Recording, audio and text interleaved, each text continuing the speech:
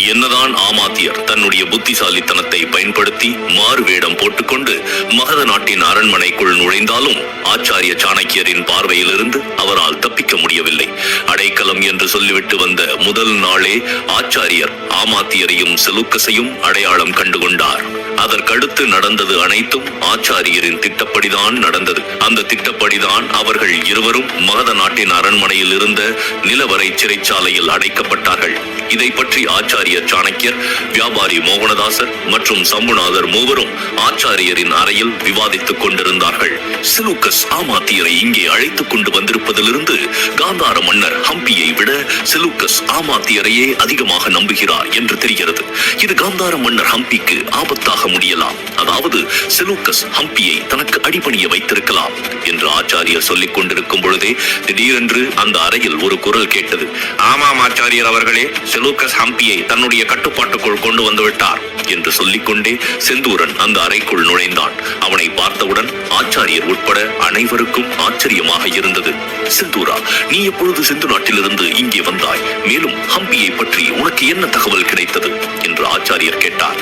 செந்தூரன் நேராக உள்ளே வந்து ஆச்சாரியரை வணங்கிவிட்டு, வணக்கம் ஆச்சாரியர் அவர்களே, நான் இன்று காலைதான் வந்தேன். சிந்து நாட்டில் நிறுத்தி வைக்கப்பட்டிருந்த நம்முடைய படைகளில் 2 பெரும் பிரிவுகளை நான் அழைத்து வந்திருக்கிறேன்.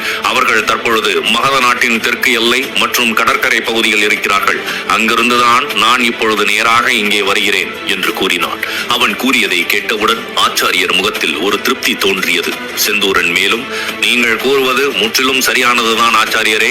செலூக்கஸின் பெரும் கிரேக்க படை காந்தார நாட்டை கைப்பற்றிவிட்டது. மன்னர் ஹம்பியின் அதிகாரங்கள் அனைத்தும் பறிக்கப்பட்டு விட்டன. அங்கு செலூக்கஸின் தளபதி டிமிட்ராஸ் தான் ஆட்சி செய்து கொண்டிருக்கிறான். அது மட்டுமல்லாமல் இன்னொரு முக்கிய நன்மையும் நமக்கு கிடைத்திருக்கிறது. மகத நாட்டின் கடல் பகுதியை தாக்குவதற்காக காந்தார படைகள் வந்து கொண்டிருந்தது. ஆனால் இப்பொழுது அது தடுத்து நிறுத்தப்பட்டு விட்டது என்று அவன் தன்னுடைய மகிழ்ச்சியை வெளிப்படுத்தினான். செந்தூரன் சொல்வதை கேட்ட ஆச்சாரியர் சந்தோஷப்படவில்லை. மாறாக அவர் முகத்தில் கவலை தோன்ற ஆரம்பித்தது. இது மிகவும் மோசமான செய்தி செந்தூரா. ஒரு மன்னருக்கு பதிலாக ஒரு தளபதி ஆட்சியை கைப்பற்றினால் அந்த நாட்டில் இப்போது ராணுவ ஆட்சிதான் நடந்து கொண்டிருக்கிறது என்று அர்த்தமாகும். ஒரு தளபதியால் சிறந்த முறையில் நாட்டை நிர்வகிக்க முடியாது. அராஜக வழியில்தான் அவர் நடந்து கொள்வார். அதாவது இப்பொழுது காந்தார நாடு அழிவின் விளிம்பை நோக்கி சென்று கொண்டிருக்கிறது என்று ஆச்சாரியர் கவலையுடன் கூறினார். அவர் கூறியதை கேட்ட செந்தூரன், இதில் நாம் கவலைப்படுவதற்கு என்ன இருக்கிறது ஆச்சாரியர் அவர்களே? ஹம்பி மன்னர் நமக்கு எதிரி. அவருடைய நாட்டை எதிரிகள் கைப்பற்றினால் அது நமக்கு நன்மைதானே என்று கூறினான். செந்தூரன் கூறியதை ஒப்புக்கொண்ட சம்புநாதரும், ஆமாம் ஆச்சாரியர் அவர்களே, நம்மை பொறுத்தவரை ஹம்பிக்கும் செலூக்கஸுக்கும் எந்த வித்தியாசமும் கிடையாது. இருவருமே நம்முடைய எதிரிகள் தான். இப்பொழுது நம்முடைய ஒரு எதிரி இன்னொரு எதிரியின் ராஜ்யத்தை கைப்பற்றி இருக்கிறார். இதில் நமக்கு கவலை அளிக்கக்கூடிய செய்தி என்ன இருக்கிறது என்று கேட்டார். இல்லை சம்புநாதரே, நாம் இந்த விஷயத்தை இப்படி எடுத்துக்கொள்ளக் கூடாது. ஹம்பிக்கும் செலூக்கஸுக்கும் இடையில் வித்தியாசம் இருக்கிறது. ஹம்பி நம்முடைய எதிரிதான், நான் இல்லை என்று சொல்லவில்லை. ஹம்பியும் அவருடைய காந்தார நாடும் நம் பாரதத்தில் இருக்கிறது. ஆனால் இந்த செலூக்கஸ் வெளிநாட்டவன். இப்பொழுது காந்தார நாடு செலூக்கஸின் கட்டுப்பாட்டிற்குள் வந்தால் நம்முடைய பாரத நாட்டின் பெரும் பகுதி நம்முடைய கையை விட்டு போய்விட்டது என்றுதான் அர்த்தமாகும். நம் பாரதத்தில் மகத நாடு, சிந்து நாடு மற்றும் காந்தார நாடு, இது மூன்றும் தான் மிகப்பெரிய சக்தி வாய்ந்த நாடுகள் என்பதை நீங்கள் மறந்து விடாதீர்கள். இந்த நாடுகள் அனைத்தும் ஒன்றுபடுவது மிகவும் அவசியமாகும். அப்பொழுதுதான் செலூக்கஸை நம்மால் தோற்கடிக்க முடியும். அதனால் தான் சொல்கிறேன், காந்தார நாட்டில் இருந்து கிரேக்க ராணுவத்தை அப்புறப்படுத்துவது மிகவும் முக்கியம். ஏனென்றால் அதை நாம் செலூக்கஸுக்கு விட்டுக் கொடுக்க கூடாது. காந்தார நாடு நமதாக இருக்க வேண்டும். இல்லை என்றால் கிரேக்க வீரர்கள் காந்தார நாட்டின் செல்வங்களையும் வளங்களையும் கொள்ளையடிப்பார்கள் என்று ஆச்சாரியர் கூறினார். அவர் கூறியதை கேட்டவுடன் தான் இந்த விஷயத்தின் தீவிரம் அனைவருக்கும் புரிந்தது. உடனே செந்தூரன் கவலையான குரலில், ஹம்பி மன்னரை வென்று காந்தாரத்தை கைப்பற்றுவது நமக்கு எளிதான காரியம்தான். ஆனால் டிமிட்ராஸை தோற்கடிப்பது என்பது சற்று கடினமான காரியம். ஏனென்றால் செலூக்கஸ் கீரத் மற்றும் மக்கரானிலிருந்து 2 மாபெரும் கிரேக்க படைகளை சிந்துவை தாக்குவதற்காக வரவழைத்திருக்கிறார். சிந்து நாட்டு மன்னர் போரசும் அவர்களை எதிர்கொள்வதற்காக இந்துகுச மலையில் இருக்கிறார். ஆனால் அந்த கிரேக்க படைகள் போரசுடன் போரிடாமல் நேரடியாக காந்தாரத்திற்கு வந்து இப்பொழுது காந்தார நாட்டை ஆக்கிரமித்துக் கொண்டிருக்கிறது என்று செந்தூரன் கூறினான். ஆச்சாரியர், நீங்கள் சொல்வது முற்றிலும் சரியானதுதான். ஏனென்றால் போரஸின் மிகப்பெரிய பலமே அவருடைய யானை படைத்தான். கிரேக்க படையில் ஒரு யானை கூட கிடையாது. ஆனாலும் இப்பொழுது அவர்கள் காந்தார நாட்டை ஆக்கிரமித்திருக்கிறார்கள். ஹம்பியிடம் மிகப்பெரிய சக்தி வாய்ந்த யானைப்படை இருக்கிறது. இப்படிப்பட்ட சூழ்நிலையில் ஹம்பியின் யானைப்படையும் கிரேக்க ராணுவத்துடன் சேர்ந்து கொண்டால் போரஸை விட அவர்கள் மிகவும் சக்தி வாய்ந்தவர்களாக மாறிவிடுவார்கள் என்று ஆச்சாரியர் கூறினார். ஆச்சாரிய சாணக்கியர், சம்புநாதர் மற்றும் செந்தூரன் 3 பேரும் இந்த பிரச்சனையை பற்றி மிகவும் கவலைப்பட்டார்கள். மூவரும் இதற்கு ஏதாவது தீர்வு கிடைக்குமா என்று சிந்திக்க ஆரம்பித்தார்கள். அப்பொழுது திடீரென்று செந்தூரன் ஏதோ ஞாபகம் வந்தவன் போல, ஆச்சாரியர் அவர்களே, நான் உங்கள் அறைக்கு வந்த பொழுது நீங்கள் ஆமாத்தியரை பற்றியும் செலூக்கஸை பற்றியும் ஏதோ பேசிக் கொண்டிருப்பதை கேட்டேன் என்று கூறினான்.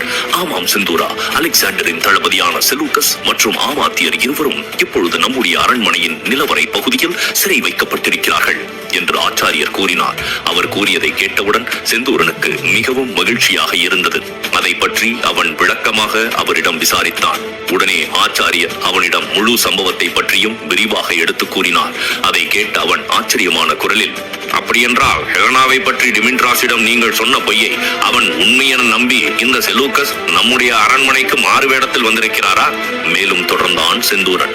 அப்படியென்றால் இப்போது தளபதி செலூக்கஸ் நம்மிடம் சிக்கி இருக்கும் போது ஒட்டுமொத்த கிரேக்க படையே வந்தாலும் அவர்களால் நம்மை எதுவும் செய்ய முடியாது. அவ்வளவு ஏன் அலெக்சாண்டரால் கூட நமக்கு எந்த தீங்கும் செய்ய முடியாது. இப்பொழுது நாம் காந்தார நாட்டை எளிதில் கைப்பற்றலாம்.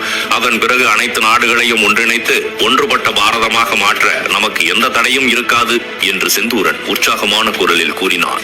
ஆனால் ஆச்சாரியர் திட்டவட்டமாக அதை மறுத்து, இல்லை செந்தூரா, சிதறி கிடக்கும் நாடுகள் அனைத்தையும் ஒன்று சேர்த்து ஒன்றுபட்ட பாரதமாக உருவாக்கும் புனிதமான செயலுக்கு பின்னால் பொதுநல நோக்கம் மட்டுமே இருக்க வேண்டும். இந்த நோக்கத்தை நிறைவேற்ற வஞ்சகத்தையும் தந்திரத்தையும் நான் நாட விரும்பவில்லை. ஏனென்றால் தந்திரத்தாலும் வஞ்சகத்தாலும் எந்த தேசம் கட்டமைக்கப்படுகிறதோ அந்த தேசத்தில் எப்பொழுது வேண்டுமானாலும் கிளர்ச்சி ஏற்படலாம். இந்த தேசம் உங்கள் அனைவரின் வீரம் மற்றும் அபரிவிதமான தைரியத்தை அடிப்படையாக வைத்து கட்டமைக்கப்பட வேண்டும் என்று நான் விரும்புகிறேன். அப்பொழுதுதான் நம் பாரதம் முழு உலகத்திற்கும் ஒரு முன்மாதிரியாக இருக்கும் என்று கூறினார். அவர் கூறியதை கேட்ட பிறகு அங்கிருந்த யாரிடமும் எந்த பதிலும் இல்லை. அனைவரும் அமைதியாக அவர் என்ன சொல்ல வருகிறார் என்று கவனமாக கேட்க ஆரம்பித்தார்கள். மேலும் தொடர்ந்த ஆச்சாரியர், அப்படியென்றால் ஹெலனாவின் வளையலை டிமிட்ராஸிடம் கொடுத்து ஹெலனா நம்முடைய மகத நாட்டில் இருக்கிறாள் என்று நான் எதற்காக பொய் சொன்னேன் என்றுதானே நீங்கள் யோசிக்கிறீர்கள்? அதற்கு ஒரு காரணம் இருக்கிறது. எனக்கு அப்பொழுது வேறு வழி தெரியவில்லை. அதனால்தான் வேறு வழி இல்லாமல் கடைசியாக அந்த முயற்சியை நான் கையில் எடுத்தேன். அந்த நேரத்தில் நம்முடைய மகதப்படையும் இல்லை, சந்திரகுப்தனும் இல்லை. அது போன்ற சூழ்நிலையில் கிரேக்க ராணுவத்திடமிருந்து நம்முடைய நாட்டையும் கனிம வளங்களையும் பாதுகாப்பது மிகவும் முக்கியம். அதனால்தான் நான் அப்படி சொல்ல வேண்டியதாயிற்று. ஆனால் இப்பொழுது நிலைமை அப்படி இல்லை. இப்பொழுது நம்முடைய படைகள் அனைத்தும் எல்லையில் நிலைநிறுத்தப்பட்டுள்ளன. செலூக்கஸை போரில் தோற்கடித்து சிறைப்பிடித்தால் தான் நமக்கு பெருமை. ஆனால் இப்பொழுது அவர் தன்னுடைய மகள் மீதான பாசத்தில் மிகவும் உதவியற்ற நிலையில் இருக்கிறார். அதனால்தான் மிகப்பெரிய ஆபத்து என்று தெரிந்தும் நம்முடைய அரண்மனைக்கு மாறு வேடத்தில் வந்திருக்கிறார். அதனால்தான் இப்பொழுது நம்முடைய சிறைச்சாலையில் அவர் மாட்டிக்கொண்டார். அவருடைய இந்த துரதிருஷ்டவசமான சூழ்நிலையை நாம் நமக்கு சாதகமாக பயன்படுத்திக் கொள்ளக் கூடாது. அது நியாயமும் கிடையாது என்று ஆச்சாரியர் கூறினார். அவர் கூறியதை கேட்டு குழம்பி போன செந்தூரன், அப்படியானால் தாங்கள் எதற்காக செலூக்கஸை சிறைப்பிடித்து வைத்திருக்கிறீர்கள்? இது மட்டும் நியாயமா என்று கேட்டான். உடனே ஆச்சாரியர் கடுமையான குரலில், நான் செலூக்கஸை சிறைப்பிடிக்க விரும்பவில்லை செந்தூரா, அந்த ஆமாத்தியரை மட்டுமே சிறைப்பிடிக்க விரும்பினேன். இந்த விவகாரத்தில் செலூக்கஸ் தேவையில்லாமல் வந்து மாட்டிக்கொண்டார். ஆமாத்தியர் மகத நாட்டிற்கு துரோகம் மட்டுமே நினைப்பவர். அவரை நாம் குற்றவாளியாகத்தான் நடத்த வேண்டும் என்று ஆச்சாரியர் கூறினார். சரி ஆச்சாரியர் அவர்களே, அவர்கள் இருவரையும் நீங்கள் எவ்வளவு காலம் சிறைச்சாலைக்குள் வைத்திருக்க போகிறீர்கள் என்று செந்தூரன் கேட்டான். சந்திரகுப்தன் திரும்பி வரும் வரை. அதன் பிறகு செலூக்கஸுடன் போரிட்டு காந்தார நாட்டை அவருடைய பிடியிலிருந்து நாம் விடுவிக்க வேண்டும் என்று ஆச்சாரியர் கூறினார். போரை பற்றி கூறியவுடன் செந்தூரன் மிகவும் உற்சாகமடைந்தான். அப்படியானால் சக்கரவர்த்தி சந்திரகுப்தர் எப்பொழுது திரும்பி வருவார் என்று ஆவலுடன் கேட்டான். இப்பொழுது ஆச்சாரியருக்கு பதிலாக சம்புநாதர், அதை பற்றி இன்னும் உறுதியாக எதுவும் சொல்வதற்கு இல்லை. சந்திரகுப்தன் இப்போது நாக நாட்டில் இருக்கும் ராணி ரமணிகாவின் மாய வலையில் சிக்கிக் கொண்டிருக்கிறார். அவருடன் உக்கிரசேனரும் இருக்கிறார். இருக்கிறார். நன்மாறன் ஒரு தனி படையுடன் அவர்களை தேடிச் சென்று இருக்கிறான்.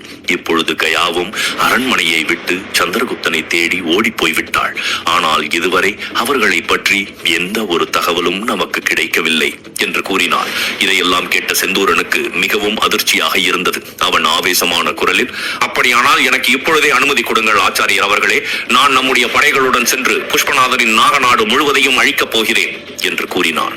ஆவேசப்படாதே செந்தூரா, நாம் இப்பொழுதே கூட நாகநாட்டின் மீது படையெடுத்து செல்லலாம். ஆனால் அப்படி சென்றால் அது சந்திரகுப்தனின் உயிருக்குத்தான் ஆபத்தாக முடியும். ஏனென்றால் மகத நாட்டின் படைகள் தன்னுடைய நாட்டை தாக்கி அழிப்பதை ரமணிகா விரும்ப மாட்டாள். உடனே அவள் சந்திரகுப்தனை தனக்கு கேடயமாக பயன்படுத்திக் கொள்வாள். அத்துடன் அவள் அவனை கொல்லவும் வாய்ப்பிருக்கிறது. சக்கரவர்த்தி சந்திரகுப்தனின் உயிர் இப்பொழுது மிகவும் முக்கியம். அதனால் நாம் கொஞ்சம் பொறுமையாக இருக்க வேண்டும் என்று ஆச்சாரியர் கூறினார். அவர் சந்திரகுப்தனை நினைத்து மிகவும் கவலையில் ஆழ்ந்தார்.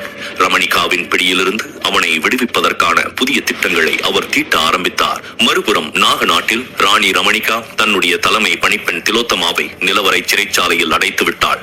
இப்பொழுது அவள் சந்திரகுப்தனின் அறிவுறுத்தலின்படி தன்னுடைய நம்பிக்கைக்குரிய அமைச்சர்கள் மற்றும் படை தளபதிகள் அனைவரிடமும் ஒரு ரகசிய ஆலோசனையில் ஈடுபட்டுக் கொண்டிருந்தாள். அவள் அமைச்சர்கள் மற்றும் படை தளபதிகள் அனைவரையும் தன்னுடைய மாயாஜால அரண்மனைக்கு வரவழைத்திருந்தாள். அங்கு இருந்த ஒரு பிரம்மாண்டமான அரண்மனையில்தான் அந்த ஆலோசனை கூட்டம் நடைபெற்றுக் கொண்டிருந்தது. அந்த ஆலோசனை கூட்டத்தில் சந்திரகுப்தனும் இருந்தான். அவன் அனைவரையும் பார்த்து, மகத நாட்டிற்கு பதிலாக ஒன்றிணைந்த பாரதத்தின் அதிகார மையமாக இந்த நாக நாட்டை மாற்றலாம் என்று நான் முடிவு செய்திருக்கிறேன். எதிர்காலத்தில் ஒன்றிணைந்த பாரதத்தின் தலைநகராக இந்த நாக நாடு விளங்கும். அத்துடன் புதிய ஆட்சியில் உங்கள் அனைவருக்கும் முக்கிய பதவிகள் வழங்கப்படும். ஆனால் இதற்கெல்லாம் முன்பு நாம் மன்னர் புஷ்பநாதனுடன் போரிட்டு வெற்றி பெற வேண்டும். ஏனென்றால் அவர் உயிருடன் இருக்கும் போது என்னால் நாக நாட்டின் அரண்மனையில் அமர முடியாது. அதற்கு சாத்தியமும் இல்லை. குடிமக்கள் இதை ஏற்றுக்கொள்ள மாட்டார்கள் என்று சந்திரகுப்தன் கூறினான். அவன் கூறியதை கேட்டவுடன் ரமணிகாவின் உதடுகளில் ஒரு வஞ்சக புன்னகை தோன்றியது. ஏனென்றால் புஷ்பநாதனை கொன்றுவிட்டு சந்திரகுப்தன் தன்னை திருமணம் செய்து கொள்ளப் போகிறான் என்பதே அவன் கூறியதன் நேரடி அர்த்தமாகும். அப்பொழுது ஒரு அமைச்சர் எழுந்து, சக்கரவர்த்தி சந்திரகுப்தருக்கு எங்களுடைய முழு ஆதரவும் உண்டு. ஆனால் புஷ்பநாதனை நீங்கள் சாதாரணமாக எடை போட்டு விட வேண்டாம். ஆட்சியில் கவனம் செலுத்தாமல் மது மற்றும் மாதுவின் மோகத்தில் மூழ்கி அவர் திளைத்துக் கொண்டிருந்தாலும் அவருடைய விசுவாசிகள் இந்த நாட்டில் அதிக அளவில் இருக்கிறார்கள். நாக நாட்டின் படைகளின் பெரும் பகுதி அவருடைய கட்டுப்பாட்டில் தான் இருக்கிறது என்று கூறினார். அடுத்ததாக இன்னொரு அமைச்சர் எழுந்து, ஆவாம் சக்கரவர்த்தி சந்திரகுப்தரே, நீங்கள் புஷ்பநாதனுடன் போரிட்டால் அண்டை மாநில அரசர்கள் அவருக்குத்தான் மறைமுகமாக ஆதரவு தெரிவிப்பார்கள். நம்மிடம் இருக்கும் சிறிய படையை வைத்துக் கொண்டு நம்மால் எப்படி புஷ்பநாதனுடன் போரிட முடியும் என்று கேட்டார். அப்பொழுது ஒரு மூத்த அமைச்சர் எழுந்து, சக்கரவர்த்தி சந்திரகுப்தரே, இந்த பிரச்சனைக்கு ஒரே ஒரு தீர்வுதான் இருக்கிறது. தாங்கள் மகத நாட்டிலிருந்து உங்கள் படையை இங்கே வரவழைத்தால் நாம் புஷ்பநாதனை எளிதில் தோற்கடித்து விடலாம் என்று கூறினார். அவர் கூறியதை கேட்டவுடன் சந்திரகுப்தனின் உதடுகளில் ஒரு புன்னகை தோன்றியது. அதை யாருக்கும் தெரியாமல் மறைத்துக் கொண்ட அவன் அந்த அமைச்சரை பார்த்து ஏதோ சொல்ல வாயெடுத்தான். அதற்குள் ரமணிகா தன்னுடைய இடத்திலிருந்து எழுந்து வந்து அவருடைய கன்னத்தில் ஓங்கி ஒரு அறை விட்டதோடு மட்டுமல்லாமல் அவரை பார்த்து கோபமான குரலில், முட்டாள்தனமாக பேசி என்னுடைய கோபத்தை கிளற வேண்டாம் அமைச்சரே. சக்கரவர்த்தி சந்திரகுப்தர் ஏற்கனவே மகத நாட்டுடனான தன்னுடைய உறவை முறித்துக் கொண்டு விட்டார். அதனால் மகத நாட்டின் படை இந்த நாக நாட்டிற்குள் ஒருபோதும் வராது. அப்படி நடந்தால் என்று சொல்லிவிட்டு மேற்கொண்டு எதுவும் சொல்லாமல் அவள் சந்திரகுப்தனுக்கு மறைமுகமாக ஒரு எச்சரிக்கையும் கொடுத்தாள். அவள் என்ன சொல்ல வருகிறாள் என்று சந்திரகுப்தனுக்கு நன்றாகவே புரிந்திருந்தது. அந்த அமைச்சரை ரமணிகா அறைந்ததை பார்த்து சந்திரகுப்தன் ஏதோ சொல்ல வாய் எடுத்தான். ஆனால் அதற்குள் ரமணிகா தன்னுடைய கோபத்தை கட்டுப்படுத்திக் கொண்டு, சொல்லுங்கள் சக்கரவர்த்தி, நான் சொன்னது சரிதானே? நீங்கள் மகத நாட்டினுடனான உறவை முறித்துக் கொள்ள எப்போதோ முடிவு செய்து விட்டீர்கள். அப்படி இருக்கும் பொழுது நாம் எதற்காக மகத படையின் உதவியை நாட வேண்டும் என்று அவள் கேட்டாள். உடனே சந்திரகுப்தன் சம்மதிப்பது போல தலையை ஆட்டி, ஆம் ரமணிகா, நீ சொல்வது முற்றிலும் சரிதான். இனிமேல் எனக்கும் மகத நாட்டிற்கும் எந்த சம்பந்தமும் கிடையாது. அதே போல இனிமேல் ஆச்சாரியருக்கும் எனக்கும் கூட எந்த சம்பந்தமும் கிடையாது. ஒருவேளை ஆச்சாரியர் என்னை பார்க்க வேண்டும் என்று விருப்பப்பட்டால் அவரே இங்கு வந்து பார்த்துக் கொள்ளட்டும். நான் அங்கு செல்வதாக இல்லை என்று கூறினான். பிறகு அனைத்து அமைச்சர்கள் மற்றும் படை தளபதிகளை பார்த்து, அப்படி என்றால் உங்களுக்கு என் மீது நம்பிக்கை இல்லையா? மகத நாட்டின் படை இல்லாவிட்டாலும் புஷ்பநாதன் மற்றும் அவருடைய படையினருடன் என்னால் போர் புரிய முடியும். அவர்களை தோற்கடித்து என்னால் வெற்றி பெறவும் முடியும். தனநந்தர் போன்ற ஒரு பேரரசரையே நான் எளிதில் தோற்கடித்து விட்டேன். அப்படி இருக்கும்போது புஷ்பநாதனை என்னால் எளிதில் வெற்றி கொள்ள முடியாதா என்ன என்று கேட்டான். சந்திரகுப்தன் கூறியதை கேட்ட ரமணிகா, உங்கள் வீரத்தையும் வலிமையையும் யாராலும் சந்தேகிக்க முடியாது சக்கரவர்த்தி. எனக்கு உங்கள் மீது முழு நம்பிக்கை இருக்கிறது என்று மகிழ்ச்சியுடன் கூறினாள். பிறகு அவள் அங்கிருந்த அமைச்சர்கள் மற்றும் படை தளபதிகளை தான் சொல்வதை ஏற்றுக்கொண்டு கீழ்ப்படியுமாறு ஒரு பார்வை பார்த்தாள். உடனே அவர்கள் அனைவரும் அதற்கு சம்மதம் தெரிவித்தார்கள். உடனே ரமணிகா சந்திரகுப்தனை பார்த்து, மிக்க மகிழ்ச்சி சக்கரவர்த்தி, நான் நாளையே புஷ்பநாதனுடன் போர் புரிவதற்கான அனைத்து ஏற்பாடுகளையும் செய்து விடுகிறேன் என்று கூறினார். உடனே சந்திரகுப்தன் அவளை தடுத்து, இல்லை ரமணிகா, போர் புரிவது என்பது இவ்வளவு அவசரமாக எடுக்க வேண்டிய முடிவு கிடையாது. அதற்கு முதலில் நாம் வியூகம் வகுக்க வேண்டும். அதன் பிறகுதான் புஷ்பநாதனுடன் போர் புரிய வேண்டும் என்று கூறினான். அவன் கூறியதை கேட்டவுடன் ரமணிகா அவனுடைய முகத்தை ஆழமாக உற்று பார்த்து, நீங்கள் வியூகம் வகுத்து போர் புரியும் அளவுக்கு புஷ்பநாதன் ஒன்றும் பெரிய ஆள் கிடையாது. அவனையும் அவனுடைய அற்ப படையையும் நொடி நேரத்தில் நாம் நசுக்கி விடலாம் என்று கூறினாள். இல்லை ரமணிகா, இந்த இடத்தில்தான் நீ தவறு செய்கிறாய். போர் என்பது பெரிதாகவோ அல்லது சிறிதாகவோ எப்படி வேண்டுமானாலும் இருக்கலாம். போர் என்றால் போர்தான். மேலும் எதிரியை தன்னை விட குறைவாக கருதுவது மிகவும் தவறு. அது ஆபத்தில் தான் போய் முடிந்துவிடும் என்று பல சம்பவங்கள் நிரூபித்திருக்கின்றன. அதனால்தான் நான் எப்பொழுதும் போர்க்களத்திற்குள் நுழையும் முன்பு வியூகம் வகுக்காமல் நுழைவதில்லை என்று சந்திரகுப்தன் கூறினான். அவன் கூறியதை கேட்ட ரமணிகா, பரவாயில்லை சக்கரவர்த்தி, உங்கள் விருப்பப்படியே நடக்கட்டும், நானும் ஒரு வியூகம் வைத்திருக்கிறேன் என்று கூறினாள். இதை கேட்ட சந்திரகுப்தன் அதிர்ச்சியாக, என்ன சொல்கிறாய் ரமணிகா, என்ன வியூகம் என்று கேட்டான். ஆனால் ரமணிகா சந்திரகுப்தனின் கேள்விக்கு பதில் சொல்லவில்லை. மர்மமான ஒரு புன்னகையுடன், போர் வியூகங்களை வெளிப்படையாக சொல்லக்கூடாது சக்கரவர்த்தி, அது என்ன என்று புஷ்பநாதனுடன் சண்டையிடும் பொழுது உங்களுக்கே தெரியும் என்று கூறினாள். ரமணிகா கூறியதை கேட்ட சந்திரகுப்தனுக்கு குழப்பமாக இருந்தது. ரமணிகா இப்பொழுது என்ன புதிய தந்திரம் செய்திருக்கிறாள் என்று அவனுக்கு தெரியவில்லை. தன்னிடம் கூட அதை பற்றி அவள் சொல்லாமல் மறைக்கிறாள் என்று அவன் யோசித்துக் கொண்டிருக்கும் பொழுது ரமணிகா அவனை பார்த்து, நல்லது சக்கரவர்த்தி, இனிமேல் இவர்களுக்கு அறிவுரை தேவையில்லை என்று நினைக்கிறேன். அதனால் நீங்கள் உடனே உங்களுடைய அறைக்கு சென்று ஓய்வெடுங்கள். நான் இந்த அமைச்சர்கள் மற்றும் படை தளபதிகளை அரண்மனையிலிருந்து அனுப்பி வைத்து விட்டு வருகிறேன் என்று ரமணிகா கூறிவிட்டு தன்னுடைய இருக்கையிலிருந்து எழுந்தாள். அவளை தொடர்ந்து அங்கிருந்த அமைச்சர்கள் மற்றும் படை தளபதிகள் அனைவரும் எழுந்து ரமணிகாவை பின்தொடர்ந்து சென்றார்கள். சந்திரகுப்தனும் உடனே அந்த அறையை விட்டு வெளியே வந்து நேராக தன்னுடைய அறையை நோக்கி சென்றான். இருப்பினும் வந்திருந்த அமைச்சர்கள் மற்றும் படை தளபதிகள் அனைவரும் எந்த வழியாக இந்த மாயாஜால அரண்மனைக்குள் வந்திருப்பார்கள் என்று தெரிந்து கொள்ள அவன் மிகவும் ஆர்வமாக இருந்தான். ஆனால் இந்த நேரத்தில் அவன் நினைத்தாலும் அதை தெரிந்து கொள்ள அவனால் முடியவில்லை. ஏனென்றால் ரமணிகாவின் மனதில் தன்னை பற்றி எந்த ஒரு சந்தேகத்தையும் உருவாக்க அவன் விரும்பவில்லை. மறுபுறம் ராணி ரமணிகா தன்னுடைய அமைச்சர்கள் மற்றும் படை தளபதிகள் அனைவரையும் ஒரு ரகசிய பாதை வழியாக வெளியே அழைத்துக் கொண்டு சென்று கொண்டிருந்தாள். இப்பொழுது அவர்களுடைய கண்கள் அனைத்தும் கருப்பு நிற துணியால் மூடப்பட்டிருந்தன. அவர்களுக்கும் இந்த ரகசிய பாதையை பற்றி எதுவும் தெரியாது. ரமணிகாவின் பணிப்பெண்கள் அவர்களுடன் தங்கள் கைகளில் வாள்களை ஏந்தியபடி நடந்து சென்று கொண்டிருந்தார்கள். ரமணிகா இப்பொழுது யாரையும் நம்புவதாக இல்லை. ரமணிகாவின் நம்பிக்கையான பணிப்பெண்கள் மற்றும் போர் வீரர்களை தவிர யாராலும் இந்த அரண்மனைக்குள் நுழைய முடியாத அளவுக்கு அவள் பாதுகாப்பு ஏற்பாடுகளை பலப்படுத்தி இருந்தாள். அடுத்த சில நிமிடங்களில் அந்த அரண்மனையிலிருந்து அமைச்சர்கள் மற்றும் படை தளபதிகள் அனைவரும் வெளியில் வந்தார்கள். அதன் பிறகு ரமணிகாவின் பணிப்பெண்கள் அவர்களுக்கு அருகில் சென்று அவர்கள் கண்களில் கட்டப்பட்டிருந்த கருப்பு நிற துணிகளை அவிழ்த்து விட்டார்கள். ரமணிகா இப்பொழுது அவள் கன்னத்தில் அறைவிட்ட அமைச்சரின் முன்னால் வந்து நின்றாள். அவருடைய முகத்தை உற்று பார்த்து, ரமணிகா, இனிமேல் இது போன்ற தவறு எதுவும் நடக்கக்கூடாது. அப்படி நீங்கள் ஏதாவது செய்தால் அடுத்த முறை என்னுடைய கை உங்கள் கன்னத்தை பதம் பார்க்காது.